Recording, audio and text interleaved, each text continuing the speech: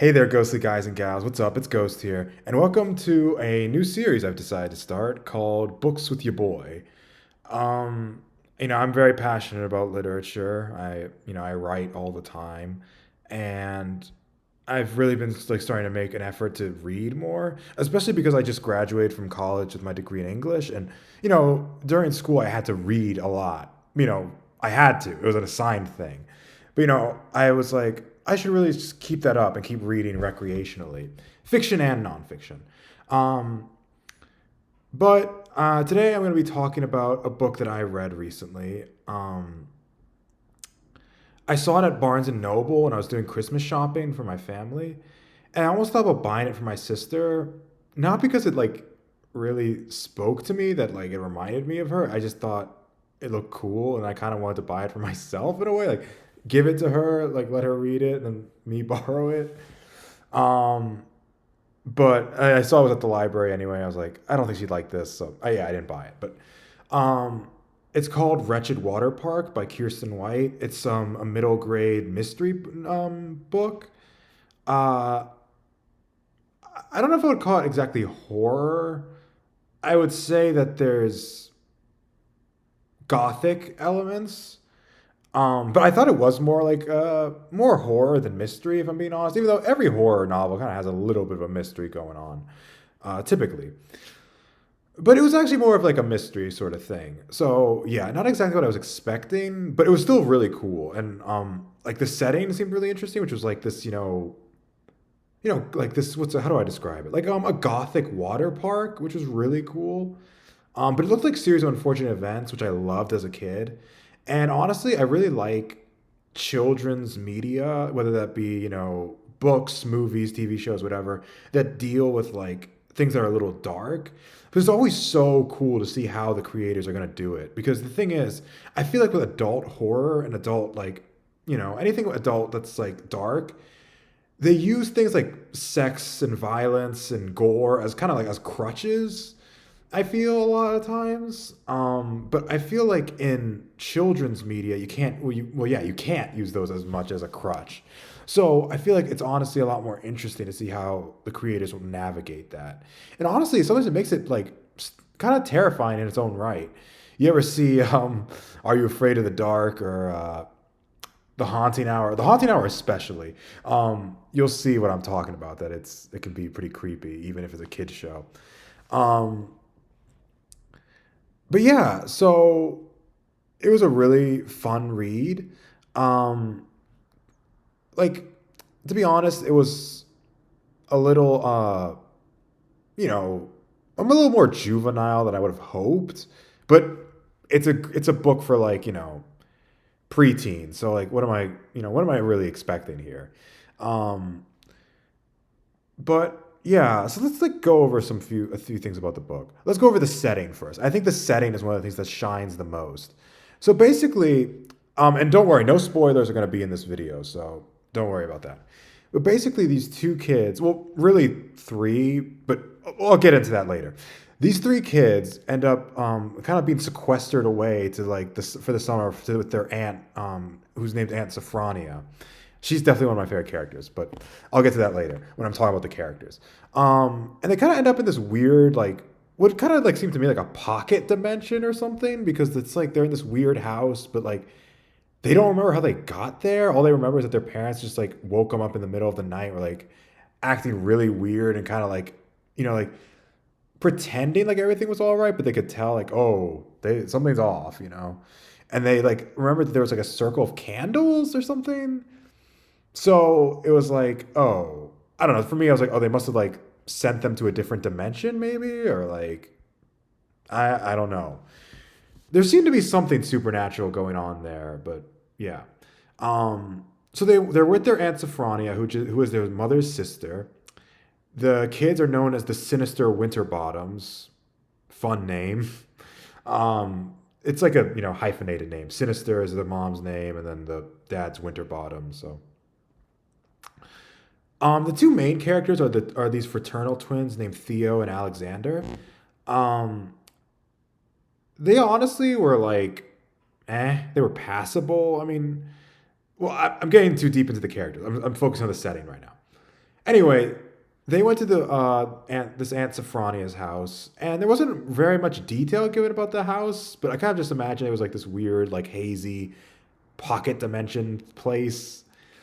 They always would end up they ended up going to this water park because their aunt said some weird cryptic thing like, "Oh, that's the first task. You need to go there and search for what is lost." So they go there, and the water park was awesome. Like I wish it existed in real life. Like everything was like, what's the word? Like gothic themed. Like there were all these creepy gargoyles and statues. The rafts for the slides were like little coffins. The lazy river sounded really cool. It was like this peaceful like thing called the River Styx. They had this wave pool. I was in a cave called the Cold Unknowable Sea. And they had like this giant tower with all these water slides, and they had all these cool names like Oblivion and I don't remember what the other one. I just remember Oblivion was like the first one they went on, but yeah, really awesome. And, there's this mystery there because like one of the owners like the park went missing, and they're like, oh, what happened to him? So they're like trying to find him and all that sort of thing.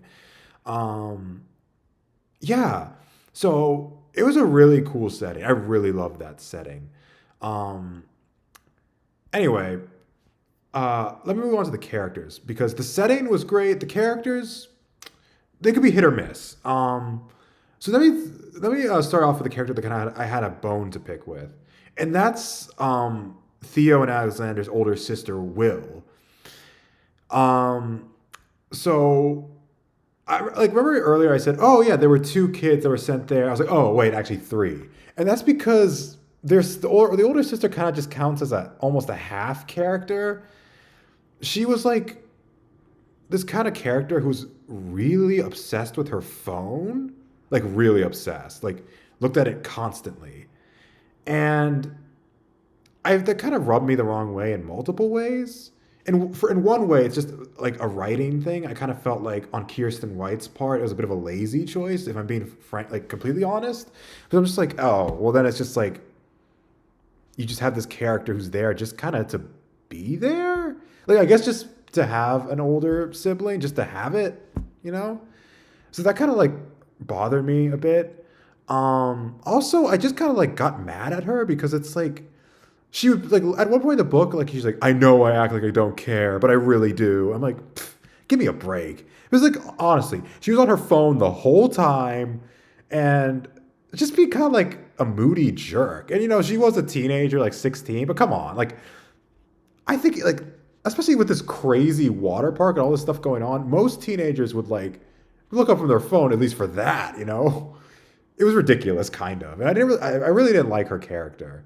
I feel like she just honestly didn't do much in the novel too. Like at one point, like well, she went missing or something, and that was a thing. But it was like I don't know. I kind of found her a little boring and a little unlikable.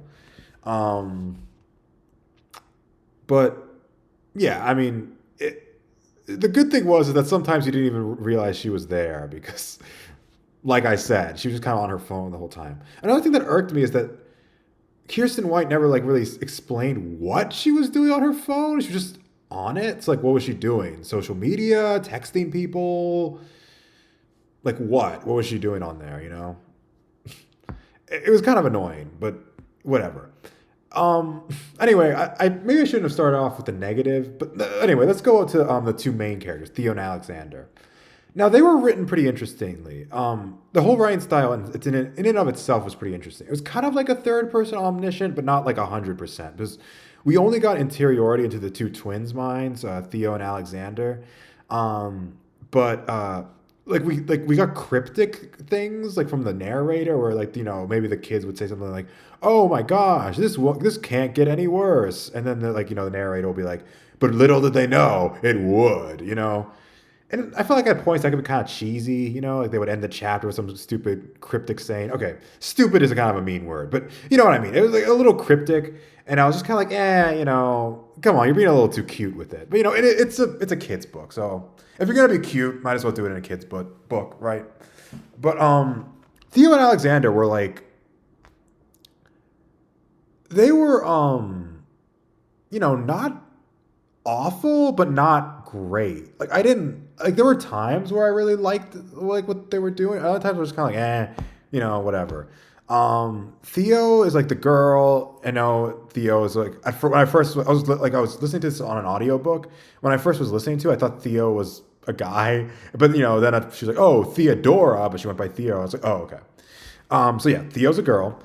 She is like tomboyish, so that's, I mean, not, I guess, a stereotype, but I don't know, whatever. It's like an archetype kind of character. The good thing is that she wasn't like 100% like the stereotypical tomboy. Like she liked to read a lot, which I thought was cool. I think she especially liked like dinosaurs and stuff. Well, I mean, I think she had many interests, but that was one of them, so that was cool. But she likes going fast. She doesn't like to think things through. She's kind of impulsive, that sort of thing. You probably get the idea. Alexander is like kind of, this really cautious guy, and he's like, anxious, that sort of thing. And he's like not exactly a nerd. He's like, what's the word? Like he's disciplined, and he, has anxieties and wants to do what's like what he's supposed to do. But actually, instead of liking, like maybe science books or something like you might expect, he actually liked mysteries. So I thought that was cool. Like, she didn't make him totally like, stereotypical or archetypal, whatever. So I thought that was cool. And I also thought their relationship with each other was really adorable. Like there would be times where like, they'd be scared and they would hold each other's hands. I was like, oh my gosh, that's so cute. But yeah, I feel like they were in the end serviceable as protagonists because I felt like at times they were kind of not the brightest. I mean, okay, you know what? It might not be Theo and Alexander's fight. It might just be like, I mean, Theo and Alexander's fault. It might not be their fault. It might just be kind of the story itself. But it's like, I felt like everything was kind of obvious. Well, to an extent. There were some things that like I kind of expected, but then it wasn't how I turned out. But it wasn't like a satisfying, like, oh, that's not, I didn't see that coming. It was actually more like, wait, what? So that was it, Like it was like what the ending was more simplistic than I actually expected it to be because it was like I thought there was gonna be more, but then there wasn't, and I was kind of like, oh. I mean, there was like a few things that were left unsolved. Like these are a series of books, so that I think will be answered later. Because obviously, or not obviously, but it was never explained like, oh, how they got to the aunt's house or like where their parents were, what they were doing. A lot of those things. But yeah, so. Yeah, but I felt like at times the kids like I felt they seemed smart a lot of the times. I think they should have been able to figure out the mystery sooner because I figured a lot of it out like just really early on. And I felt like the story kind of took its time, and I was like, can we just get to the part where like I don't know, they find out they figure this out. I think I'm being a little harsh because it's a kid's book and I'm 24. So, yeah, but I mean, I feel like we shouldn't always lower the bar for kids' books because I think, you can write a really good kids' book and it can still be entertaining for an adult and it doesn't have to be like overly simplistic. I mean, I maybe if I when I was like 12 or 11, I wouldn't be able to figure out what the heck was going on, but I mean, I feel like I would have. Maybe not. I think I would have. I just felt there were parts where it's like Theo and Alexander seem smart enough that they should have figured this out way sooner, but yeah. Um anyway, on to some other characters that I really kind of liked. So the two characters I actually liked the most were like kind of minor characters. So one was Aunt Sophronia, which is their weird cryptic aunt.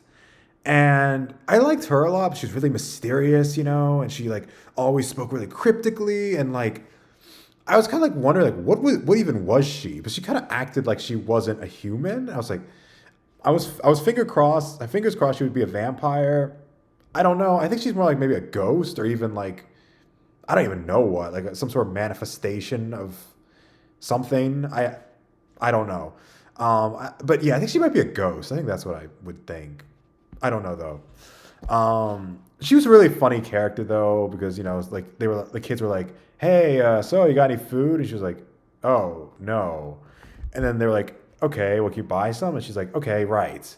How do I get food?" And it was like she's a really funny character. So I liked her a lot. I wish she had more time in the book, but you know, whatever. It's about the kids, so what are you gonna do? And then the other character I liked was a very even more minor character, and her name was Charlotte. She was like a lifeguard at the water park, and she had six identical sisters.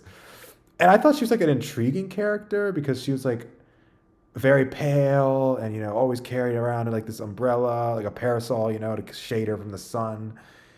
And I was kind of like, I don't know. I thought she was cool. She seemed like a vampire, and I'm a huge fan of vampires. The second book is actually a vampire themed one, so I already finished the first two chapters today, and I mean it's all right so far. Nothing really has happened yet, but I go crazy for vampires. So, I'm writing a vampire novel right now, but so yeah, I thought she was really cool and intriguing, and she kind of reminded me of like this friend I have. Like in my head, I kind of imagined my friend as this character. So I was like, it kind of made me feel like I had a connection to the character. So I was like, oh yeah, Charlotte, she's cool, And I wish I wish she was in it more, but I think she might come back. But there was something that kind of seemed to imply she might.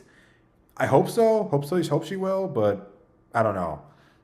We'll see. The writing itself was, like I said, maybe a little too cute at times, a little too simplistic. But I think it was good. Like there's much worse children's lit out there. So, yeah.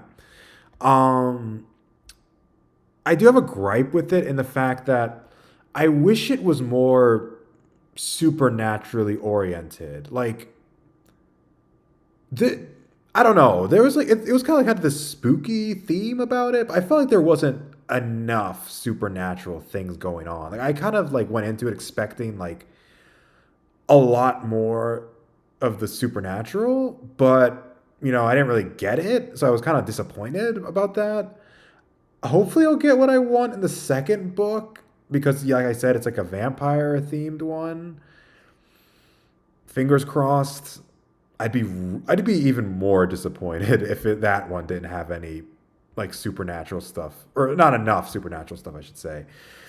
Because I mean, in the first like in this one, they didn't necessarily explicitly say like there was gonna be a lot of supernatural stuff going down, but like I feel like it was implied, kind of like you just think there would be, but I don't know. It was like a little more simplistic than I would have liked. To close off, I definitely suggest the book for kids, especially if if your nieces, nephews, children, grandchildren, whatever, cousins, little cousins, or if you're a kid yourself, you're watching this. I really suggest it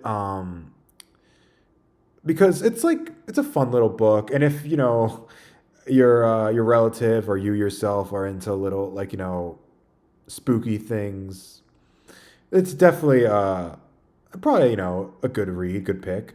Um, I think adults can get stuff out of it too. Like if you're just kind of looking for kind of a little bit of a lighthearted read that's still a little bit, what's the word? A little dark. It's not really dark at all, honestly, but it's just it gets a little dark. It's a little spooky with the the gothic themes. So if you're an adult and you're kind of like into children's lit or whatever, I think it's worth a read. Like especially if the idea of the water park itself intrigues you, because it was a really cool setting. I really like that. I think the setting was probably one of the greatest strengths of the book. So yeah, I definitely give the book like 10 out of 10 for the setting. Kiersten White did a great job with that. Um, Anyway, that's it. My final rating on the book. I'll give it a little rating that's going to be a little like a bit of an Easter egg. So that way, if you've read the book or if you haven't read it yet, but then you'll read it later, you'll get why I'm choosing this as my rating system. But for this book, I give it 9.75 out of 13 churros. So that was my review, and that's my first episode of Books with Your Boy. Um, I definitely hope that I'll be able to do a review of the second book, Vampiric Vacation. We'll see. But in any case, I hope you guys all like, comment, subscribe. Go check out Kiersten White and her book. I think she has a website. I'll leave a link to that in the description. In any case, I'll see you guys on the next one. Stay ghostly.